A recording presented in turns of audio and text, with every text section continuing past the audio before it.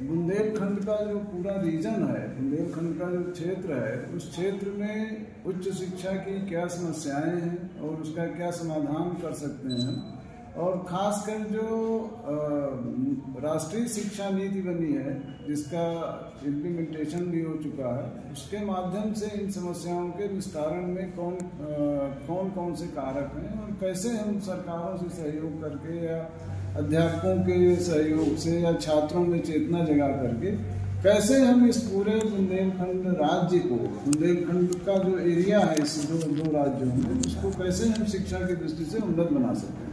ये मन में हमारे इसलिए बात आई, अपने अध्यापकों के बीच में ये बात आई क्योंकि छात्र बुंदेलखंड का उदासीन है उच्च शिक्षा के प्रति। प्रायः वो पढ़ते पढ़ते बीच में, चाहे वो फीस की समस्या के कारण या वो किसी अपने पारिवारिक परिस्थितियों के कारण, या मतलब मैंने जो अपना अनुभव किया है अपने संदर्भ में, वो ये देखा कि मैं जवाहरलाल नेहरू विश्वविद्यालय में हूँ, उच्च शिक्षा संस्थान है, देश का सर्वोच्च शिक्षा संस्थान है, या दिल्ली में ही दिल्ली विश्वविद्यालय है जो अच्छा शिक्षण संस्थान है, IIT दिल्ली है, बहुत से इस प्रकार के, और पूरे देश में, पूरे विश्व में इस तरह के संस्थान है। बुंदेलखंड का रिप्रेजेंटेशन बहुत कम है। अध्यापकों की दृष्टि से भी हम देखें, हम केवल 2 अध्यापक हैं पूरे बुंदेलखंड से जो विश्वविद्यालय में, 3 मान लीजिए होंगे जो वहाँ पर अध्यापन का काम कर रहे हैं।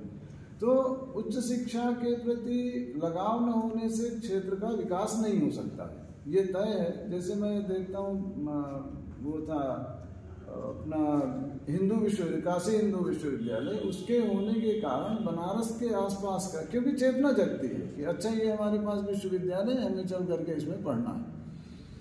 प्रयाग विश्वविद्यालय का भी जौनपुर, ये जो आसपास के जिला प्रयागराज, प्रतापगढ़, जौनपुर, इनकी अच्छी कैटरिंग हुई है। कुछ थोड़ा सा संपर्क में जो चित्रकूट का रीजन था वहाँ के भी बच्चे गए, कुछ अच्छा कर रहे हैं। उससे क्या होता है, जब कोई, जैसे आज मैं देखता हूँ तो मैं ये सोचता हूँ कि बुंदेलखंड की क्या स्थिति है। जब मैं थोड़ा आगे बढ़ा, समझा क्या हो रहा है, तो उसमें अगर अपने क्षेत्र के लोग विकसित होंगे शिक्षा की दृष्टि से, तो वो फिर आगे अपने क्षेत्र के विकास के लिए सोचेंगे, वो पीढ़ी उनसे प्रेरित होगी। जैसे हम मान लिया हम अपने घर से आगे बढ़े, तो हमारे घर में जो और बच्चे हैं जो परिवार के होंगे, जो आगे आना चाह रहे हैं, वो एक तरह से प्रेरित होकर के आगे बढ़ते हैं। तो हमारा ये प्रयास है कि उच्च शिक्षा नीति जो बनाई गई है, शिक्षा नीति जो बनाई गई है, राष्ट्रीय शिक्षा नीति है, इसके इम्प्लीमेंटेशन में कौन सी बाधाएं आ रही हैं और उन बाधाओं को दूर करने में कौन कौन सी सरकारें सहायक बनेंगी। इम्प्लीमेंटेशन अध्यापकों को ही करना है, ये तय है। अध्यापक परिश्रम करेगा, उसको ट्रेनिंग दी जाएगी, वो परिश्रम करेगा तभी होगा। किंतु मेरा जो बेसिक कंसर्न है वो छात्रों की चेतना जगनी चाहिए। छात्रों में अभी वो हमारे यहाँ उत्साह ही नहीं है। वो प्रायः मेरे कई छात्र यहाँ पर अध्यापक हैं, एक उसमें है चरखारी महाविद्यालय है शासकीय, एक यहाँ भी है कन्या महाविद्यालय में। जब मैं बात करता हूँ तो बताते हैं कि उनका नाम लिखाने का उद्देश्य स्कॉलरशिप मिलती रहे, जैसे कई उसमें स्कॉलरशिप मिलती है, और करते करते BA वगैरह कुछ शादी हो जाए, बस यही 2 उद्देश्य होते हैं। अदरवाइज उनको ये रहता है, ये अच्छा है। अगर जैसे अभी के नीति में एक खास बात जो आई है कि आप BA प्रथम वर्ष कर रहे हो, आप सर्टिफिकेट आपको मिल जाएगा या डिप्लोमा मिल जाएगा। फिर आप द्वितीय वर्ष नहीं कर पाए किसी कारण से, पारिवारिक कारण से, धन नहीं है, तो आप छोड़ करके जाओ, लौट करके जब आपके पास सुविधा हो फिर आप आकर के द्वितीय वर्ष कर लो, फिर छोड़ करके जा सकते हो आप, फिर तृतीय वर्ष कर लो। तो ये रिलैक्स किया है इस दृष्टि से कि जिसका पारिवारिक बैकग्राउंड ऐसा नहीं है या हेल्थ के कारण कोई क्राइसिस आ गई तो ड्रॉप आउट ना हो। अभी मैं एक न्यूज़ देख रहा था, उसमें करीब 15,000 छात्र जो बड़े टेक्निकल एजुकेशंस हैं उनको वो ड्रॉप आउट्स हो जाते हैं। कई सालों में मिला करके 15,000 लड़के ड्रॉप आउट कहे जाते हैं। मैंने प्रवेश तो हुआ हमारा, किंतु हम आगे शिक्षा को कंटिन्यू नहीं कर पाए। तो ये बुंदेलखंड की मेरी समस्या, उच्च शिक्षा की सबसे बड़ी समस्या है जो मैंने अभी तक समझाया है। उनको ट्रेडिशनल जो उच्च शिक्षा के विषय हैं उनको भी पढ़ने के लिए प्रेरित करना है, और जो टेक्निकल एजुकेशन है या साइंस का अध्ययन है, उन विषयों के प्रति भी उनको जागरूक बनाना। और ऐसा मैं नहीं मानता हूँ कि बच्चों में चेतना नहीं जग सकती है या बच्चों में सामर्थ्य नहीं होता है, उनको प्रॉपर ट्रेनिंग देने की जरूरत है। अध्यापक तो शिक्षित होता ही है, अध्यापक कहीं ना कहीं से ट्रेनिंग लेके आया है, कहीं से वो उसकी चेतना जागृत थी तभी यहाँ तक पहुँचा है। तो एक समूह बना करके, मैं यहाँ और भी आ चुका हूँ, तो इस बार एक समूह बना करके मेरा विचार है कि हम एक ग्रुप बनाए इस तरह का जो इस काम को करे कि छात्रों को हम प्रेरित करेंगे अपने आचरण के माध्यम से, अपने प्रेरणा के माध्यम से। और अगर कोई फाइनेंशियल क्राइसिस भी आती है और तो उसको दूर करने का हम प्रयास करें। गार्जियन को क्योंकि इस महिला महाविद्यालय में जो कन्या पीजी कॉलेज है, उसमें कुछ लोगों ने मुझे बताया कि बच्चियों को लोग बाहर भेजना ही नहीं चाहते हैं। तो वो भी एक बहुत बड़ी समस्या है। उनको ये डर होता है अगर कहीं किसी का एडमिशन हो भी गया जेएनयू में तो कहेंगे कि नहीं, हम अपनी बच्ची को दूर नहीं भेजेंगे। तो उनमें ये चेतना जगानी है कि उससे बच्चे का कल्याण होगा, परिवार का कल्याण होगा, उससे फिर समाज का कल्याण होगा, फिर क्षेत्र का कल्याण होगा। तो विकास किसी अचानक से नहीं होगा, विकास इसी तरह से उनको प्रेरणा दे करके, उनको चेतना उनकी जागृत करके और संसाधन दे करके, खासकर जो सरकारों का उपेक्षा का वो है। जैसे अभी ये हमारी चर्चा भी चल रही है कि रेवेन्यू जनरेशन बुंदेलखंड से बहुत अच्छा है उत्तर प्रदेश में, अगर 4 रीजन में माने, और जो उसका फिर उसमें खर्च करने की सरकार की बात है तो सबसे कम है। इसका मुझे जो सबसे बड़ा कारण लगता है, हमारे क्षेत्र की लीडरशिप भी बहुत कमजोर है। उसको इसकी चेतना शायद नहीं है इतनी, या उनका मन इतना नहीं है। तो उनको भी हम कहेंगे कि आप लोग अपने क्षेत्र में जाते हैं, जहाँ जाइए वहाँ शिक्षा को प्राथमिकता में रखिए। और अगर ये चाणक्य ने भी कहा था कि शिक्षक जैसा राष्ट्र बनाना चाहता है वैसी शिक्षा वो बना लेता है, या जैसी शिक्षा बनाना चाहता है राजनीति को वैसे बना लेता है। तो शिक्षकों का ये दायित्व है कि हम अपने प्रभाव का प्रयोग करके उन राजनेताओं को इस काम के लिए आगे लगाएं कि आप आइए, हमारे साथ आइए, आप इस काम को हम आगे बढ़ाते हैं। सरकारों से या जो भी जिनसे भी नेगोशिएशन हम कर सकते हैं। मेरा अपना ये मानना है कि बुंदेलखंड हिंदू केंद्रीय विश्वविद्यालय बनेगा तो हम फाइनेंशियल क्रंच के लिए नहीं रोए। जैसे मुझे सूचना है बुंदेलखंड में केवल 7 विभाग ऐसे हैं जहाँ परमानेंट टीचर्स हैं। परमानेंट मतलब उनको सैलरी यूजीसी के वेतनमान के आधार मिलती है, 7 विभाग। बाकी सारे विभागों में केवल वो अतिथि शिक्षक होते हैं, स्ववित्त पोषित शिक्षक होते हैं। माने आप फीस आउट करिए और उससे आप अपनी जीविका चलाइए। तो वो विश्वविद्यालय फिर चल नहीं पाते हैं, विषय नहीं चल पाते हैं। तो यहाँ अगर इस चित्रकूट मंडल में केंद्रीय हिंदू विश्वविद्यालय करके, जैसे काशी हिंदू विश्वविद्यालय है, वैसे ही केंद्रीय हिंदू विश्वविद्यालय बुंदेलखंड का चित्रकूट मंडल में हो, तो फिर पूरे रीजन में एक बहुत बड़ी चेतना जगेगी। और स्वास्थ्य के लिए भी, शिक्षा और स्वास्थ्य जुड़े हुए हैं। स्वास्थ्य की दृष्टि से भी हमारा रिलीजन बहुत पीछे है। अभी घटना हुई है, सब लोग जानते हैं, भैरव मिश्र के बेटे का जो पूर्व सांसद थे, उनके बेटे का वहाँ पर पीजीआई में डेथ हुई। अपने क्षेत्र में कोई संसाधन नहीं, आप बिल्डिंग बना दो, कोई उसकी चिकित्सा की व्यवस्था न हो। तो ऐसे बहुत से उदाहरण मिले हैं मुझे। जो ये था कोरोना का समय था, उस समय बहुत लोगों की जाने गई हैं, और भी प्रायः से यहाँ पर स्वास्थ्य की भी असुविधा है। तो इस दृष्टि से एक स्वास्थ्य का और शिक्षा का, फिर आर्थिक समृद्धि हो जाएगी, फिर बहुत से व्यवसाय भी आ जाएंगे, बहुत तरह के इंस्टीट्यूट भी आ जाएंगे।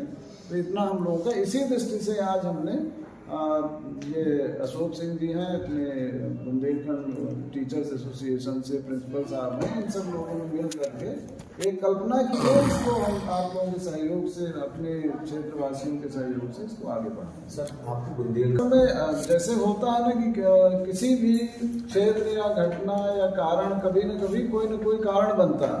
जैसे कोई भी आंदोलन शुरू होता है, देश बहुत दिन गुलाम था, एक समय आया जब लोगों ने कहा कि नहीं, हमारा देश आजाद होना चाहिए। शुरुआत हुई उसकी, धीरे धीरे शुरुआत हुई, फिर तेजी पकड़ा। तो ऐसा हम लोगों का, मेरा अपना मतलब मेरा क्या, हम सब लोगों का ये विचार बना है कि हम लोग कुछ इस दिशा में प्रयास करेंगे। जैसे मैं जवाहरलाल नेहरू यूनिवर्सिटी में हूँ, तो बड़ा प्लेटफॉर्म है, हम वहाँ ले जाके खड़ा कर सकते हैं बुंदेलखंड के लोगों को, जिससे पूरी राष्ट्रीय स्तर पे उस बात को ले जाया जाएगा। यहाँ से भी आप लोग पूरे देश में फैला सकते हैं। और जैसे जो यहाँ के सांसद हैं सारे बुंदेलखंड के, सब हम लोगों के संपर्क में हैं, सब एक दूसरे को जानते हैं, कल को आकर के हमारे बीच में वोट मांगते हैं, तो उनको हम कह सकते हैं कि भाई आप इस बात को उठाओ वहाँ लोकसभा। तो ये प्रयास किया जाए, ये प्रयास करेंगे हम लोग, विधायक हैं उनके माध्यम से। सर एक और बात आई थी सामने कि लोग विदेशों में जाते हैं, यहाँ के लोग, तो बुंदेलखंड की समस्या है, वो पूरे देश की समस्या है। तो हम चाहते हैं कि शिक्षा को लेकर के आप वहाँ के लोग जो बाहर जो पढ़ने जाते हैं, क्या ऐसी कोई यहाँ भी ऐसी हो सकती है? उसका रीजन ये है कि अभी जैसे IIT के भी जो छात्र होते हैं, GTEC किया या तो जॉब में चले जाते हैं, अगर उनको उच्च शिक्षा में और आगे हायर स्टडीज में जाना है तो विदेशों में जाते हैं।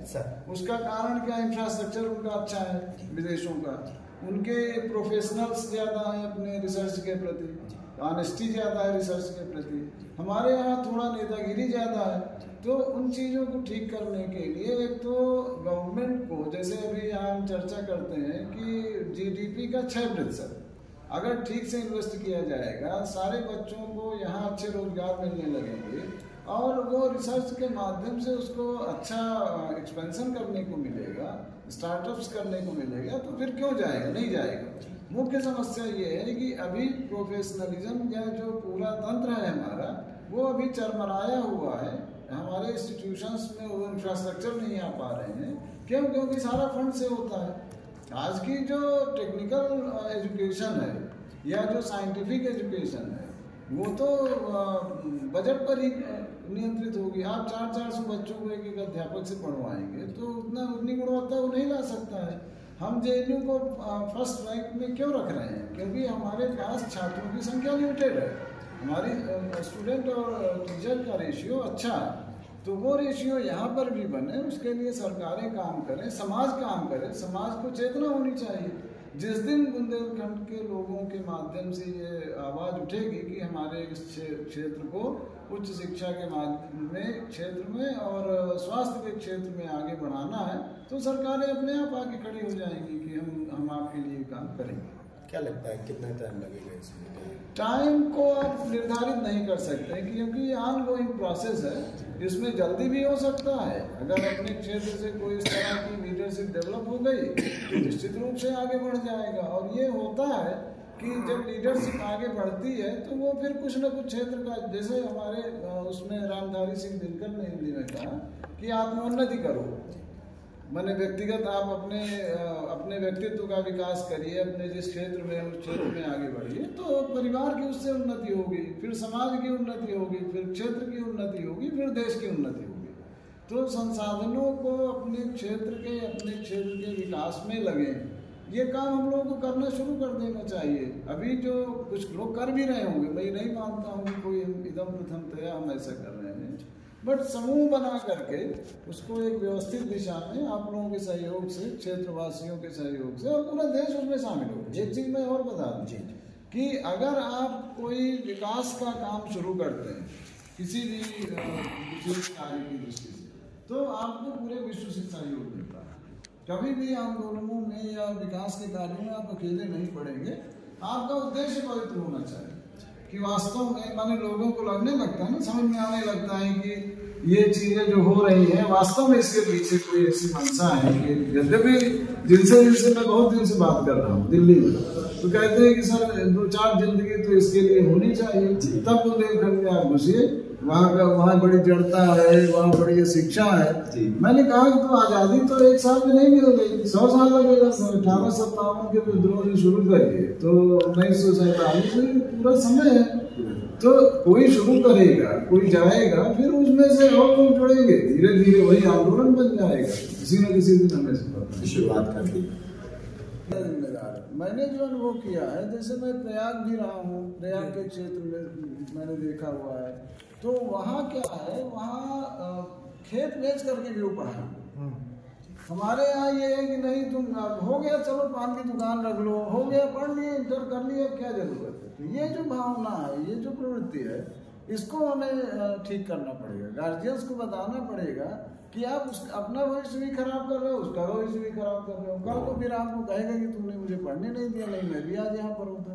सर जो कॉलेज की सीटें कम आने की वजह से छात्र वंचित रह जाते हैं, इसको लेकर किस तरीके का कार्य किया? देखिए जो शिक्षा है, जैसे हायर एजुकेशन की जहाँ तक बात है, तो आपको उनकी रुचि आपको समझना पड़ेगा। सीट बढ़ाई जाए, सीट और भी विद्यालय खोले जाए, फिर अध्यापकों की संख्या भी बढ़ाई जाए। सरकारें आप बजट नहीं देगी और आप विद्यार्थियों की संख्या बढ़ाते जाओगे तो वो पढ़ करके भी बिना पढ़े रह जाएंगे। आप लैब की व्यवस्था हो तब तो आप साइंस में एडमिशन लोगे। आप चूंकि संस्कृत से जुड़े हुए हैं, वर्तमान में संस्कृत की स्थिति सबसे बुरी है। नहीं, भाषाओं ऐसा नहीं है, ऐसा नहीं है। कर्मकांड के अलावा कहीं संस्कृत दिखाई नहीं। ये गलत, बहुत बड़ी भ्रामक धारणा है जी। मैं आपको बता रहा हूँ, कम से कम 15 विश्वविद्यालय संस्कृत के देश में है। 15 विश्वविद्यालय उन केवल संस्कृत अध्ययन के लिए। सेंट्रल संस्कृत यूनिवर्सिटी दिल्ली में है, जिसके कम से कम 18 कैंपसेस पूरे भारत में है। माने और वो पूरा यूजीसी वेतनमान पूरा बल्कि ज्यादा गवर्नमेंट, और बच्चे भी अच्छे बच्चे वहाँ पर आ रहे हैं, तो वो अच्छा कर रहे हैं। प्रशासनिक सेवाओं में भी जा रहे हैं। जब मैंने बीए किया ग्रेजुएशन, तो लगभग 2000 छात्र बीए में संस्कृत लेता था। समस्या क्या हुई, बाद की सरकारों ने धीरे धीरे जो ट्रेडिशनल सब्जेक्ट्स थे उनको ख़त्म किया। अभी जो ट्रेंड चल रहा है ISPCS का, वो जो टेक्नोलॉजी वाले, जैसे IIT से पढ़ा हुआ है तुरंत सेलेक्ट हो जाएगा। क्यों उन्होंने CSAT का प्रोविज़न रख दिया। तो संस्कृत आपके ये चित्रकूट का मेरा स्टूडेंट मेरे साथ रिसर्च कर रहा था, वो IRTS है। ऐसे बहुत से लड़के संस्कृत लेकर संस्कृत पढ़ रहे थे। वेद प्रकाश है यहाँ कानपुर में, वो है IRS है, रेवेन्यू सर्विसेज का है। मुक्तानंद अग्रवाल हमारे यहाँ सेने कर रहा था, वो IAS प्रॉपर है राजस्थान कैडर में। बहुत से लड़के इस तरह से सेलेक्ट हो रहे थे। प्रयाग के बहुत से छात्र उसमें सफलता पाए हैं संस्कृत विषय को लेकर के। इधर थोड़ी कमी आई है, किंतु शिक्षा के क्षेत्र में बहुत लड़के जाते हैं, और हिंदी या पॉलिटिकल साइंस या किसी भी विषय की अपेक्षा वो ज़्यादा अच्छा कर रहे हैं। इंटर कॉलेजेस में हर जगह